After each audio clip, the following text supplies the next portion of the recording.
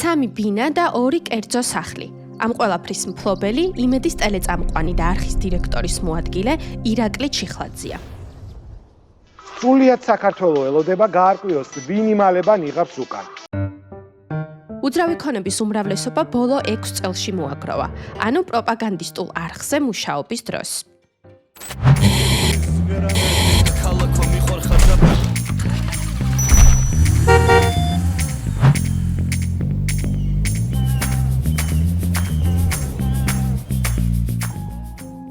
მაშინ, როცა ქვეყნის მოსახლეობის 13% სოციალური შემწეობის იმედად ცხოვრობს, დანარჩენი კი სიღარიბის ზღვართან ახლოს, გიჩვენებთ, როგორ ცხოვრობენ გავლენიანი ადამიანები, მაღალჩინოსნები და მათი ერთგული მსახურები.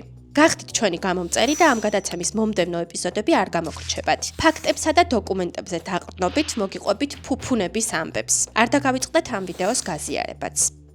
ახლა ირაკლი ჩიხლაძის სიმდიდრეს დავუბრუნდეთ.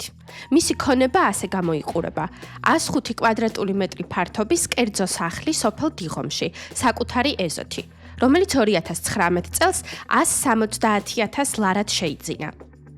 იქამდე სულ რაღაც 2 დღით ადრე კი 30.000 ლარად იყიდა 2 სართულიანი სახლი ქუთაისში. ამის შემდეგ ჩიხლაძემ კიდევ 2 ბინა დაიმატა, ორივე დიღომში, ახალ აშენებულ პრესტიჟულ კორპუსებში. ისინი ახლახანს 2023-2025 წლებში შეიძინა ჯამში 457.000 ლარად.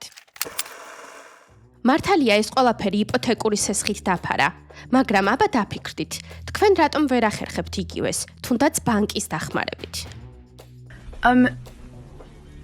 If you're homeless, just buy a house. ირაკლი ჩიხლაძისთვის კი 100.000-ობით ლარის სესხი და ვალი პრობლემას სულაც არ ჩანს. გაისტუმრებს პროპაგანდისტობით ნაშოვნი ფულით. ქვეყანა ვითარდება, წინ მიიწევს, მოქალაქეებს პირველად აქვს დაცულობის და სიმშვიდის განცდა. მეორე ფრონტზე უარი, აფხაზეთი და ოსი ძმებისთვის გაწყვდილი ხელი და ბოდიში, რომელიც მხოლოდ და მხოლოდ რიხსეულს შეუძლია.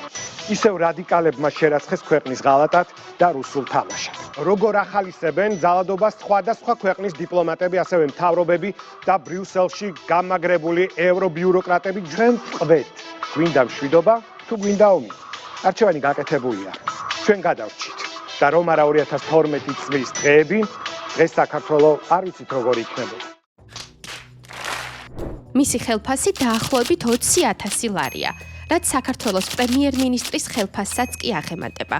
ჩიხლაძის ანაზღაურების ოდენობა მისი არხის რამდენიმე ყოფილი თანამშრომლისგან შევიტყვეთ.